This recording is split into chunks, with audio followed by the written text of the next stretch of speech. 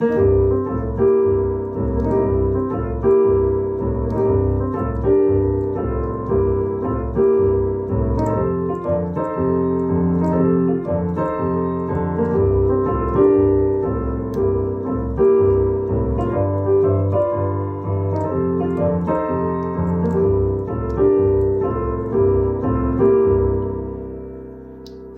this video, I'm going to talk about the chords used in a basic 12-bar blues, the structure of the 12-bar blues, and the use of passing chords. There are many variations of a 12-bar blues, but in its basic form, we just use 3 chords. For instance, a blues in C would use the chords of C7, F7, and G7.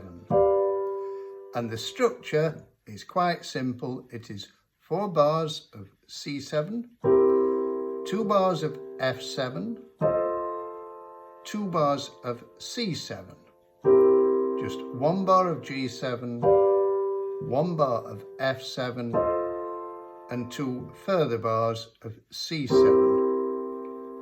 If you don't know how to build 7th chords, there's a link below to my video about how to construct 5 different types of 7th chords. The only type that we are concerned with in this video is the one which we call the dominant 7th, to give it its full name. In chord symbols, that's just indicated by number 7 after a letter name. So C7, D7, E7, etc. A quick way to build a dominant 7th chord is to take a major triad, that's a 3-note chord, for instance C major, and to count up 3 semitones from the top note, 1, 2, 3, C7. Take a D major triad, count up 3 semitones from the top note, 1, 2, 3, and you have D7. In traditional harmony, you can build a series of different types of 7th chords on every degree or every note of a scale. For instance, if you take the scale of C major, build a chord on each note of that C major scale by adding the note which is 3 letter names above the first note, which we call the root, 5 letter names above, and 7 letter names above. You notice it's every other note basically. You build one of those on every note of the C major scale, and you notice I'm only using white notes because all the notes of all those 7th chords are derived from the C major scale. The dominant 7th normally comes on the 5th degree of a scale. So 1, 2, 3, 4, 5. And that's the only degree that you normally have a dominant 7th on. A blues is quite unusual in that we put a dominant 7th on chord 1. So we say we're in C, but we have a B flat on the C chord. When you go to F, you have an E flat on the F chord. And this is something that's quite unique to the blues. Somehow, even though you're on a dominant 7th, you feel like you're at the tonal centre when you play the C7 chord. Now, before I talk about using passing chords, I'm going to show you a simple and well-known left-hand pattern. On a C chord, you play your little finger down on C, your second finger on G, then your thumb goes up to A and back to G. Play the bottom note of C on every beat. The A comes on beats 2 and 4. 1, 2, 3, 4. 1, 2, 3, 4. Now the passing chord comes on beats 2 and 4 as well, and it coincides with where the G changes to A in the left hand. So let's look at this, for example. So what's happened there? Well, we play a C chord on beat 1. The top 2 notes go up to F and A on beat 2, and the left hand thumb goes up to A. Now, if we rearranged all those chords, it would become fairly apparent that we have nothing more than an F major chord there, even though we're still technically on a chord of C. It goes straight back to a C major chord. And we call it a passing chord because it's short-lived and it's just passed between two C major chords. It creates a kind of inner movement within the chord. You can do this in different inversions. So you, instead of playing the C major there, you could take the G down there, play the F there. You could play the C major chord up there with C at the top.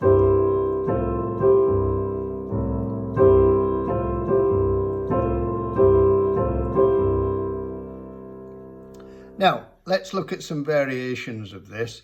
First of all, instead of playing all three notes of the chord at once, like that, we could break it up, play the top two and the bottom one, top two, bottom one.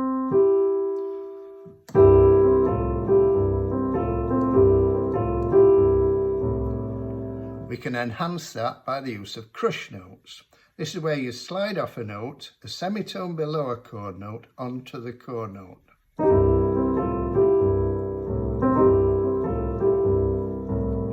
Now you might notice I'm also doing something with my thumb, which we often refer to as ghost notes. It's like a little kick before the main beat.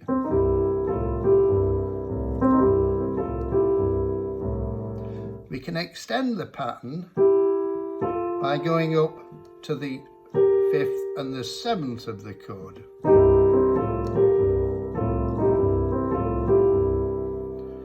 You can also vary the left hand there by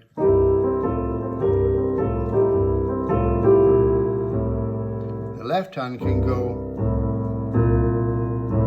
up to the 7th as well. We can do just two notes in the right hand like this, or going up to the B flat with the left hand. And again, you can add crush note.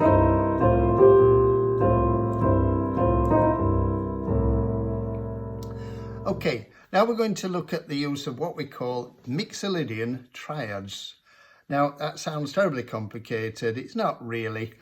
First of all, a Mixolydian mode is quite simply when you play a major scale, but you start not on the first note, but on the 5th note of that scale. So for instance, if we take a C major scale, 1, 2, 3, 4, 5. Now we're going to play the notes of a C major scale, but starting on the 5th note. So it's still all the white notes, but we're starting on the G, and it sounds different to when you start on C, because you've altered the order of the tones and the semitones.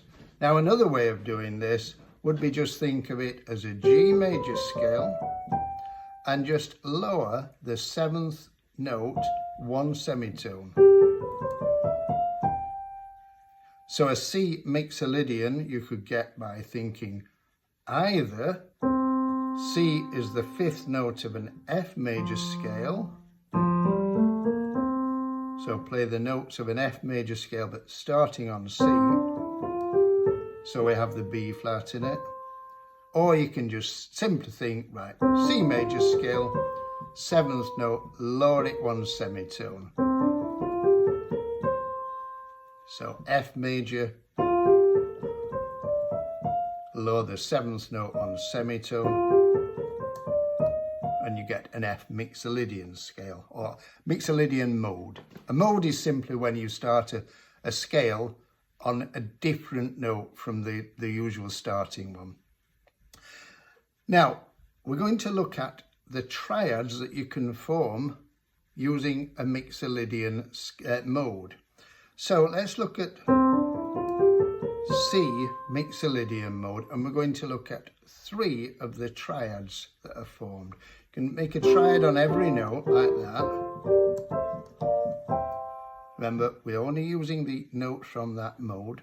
The 3 we're going to look at though is this one and that one. So they just go up in steps. Now you could play it up there Usually though, it's more effective to invert the triad. That means instead of playing it in root position, root note at the bottom there, we put it up at the top. That's in first inversion. So to take that down there, that's playing those same 3 triads, but in first inversion. So, you can always have the crush note, of course.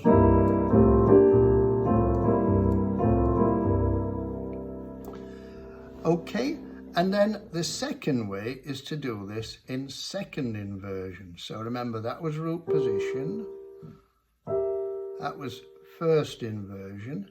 Now we're going to put the G at the top. I'll play it down here though.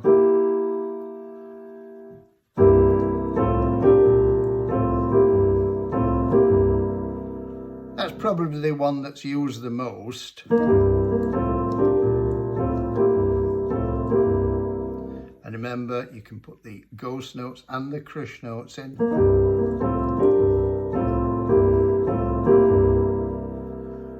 So experiment with these, with the other chords, F7.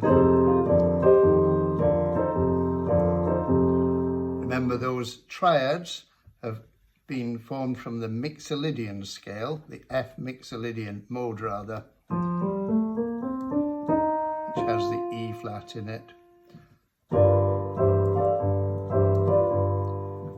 The G Mixolydian mode, C scale starting on G, or just think G major scale, lower the 7th note, the F sharp, to F natural, and then build the triads on those notes. Okay, that's it for this video. In the next one, I'm going to look at how we can use these passing notes in licks that have become a bit of a cliche, but they're quite famous licks, easily recognisable, and they're quite handy to have in your repertoire, this kind of thing.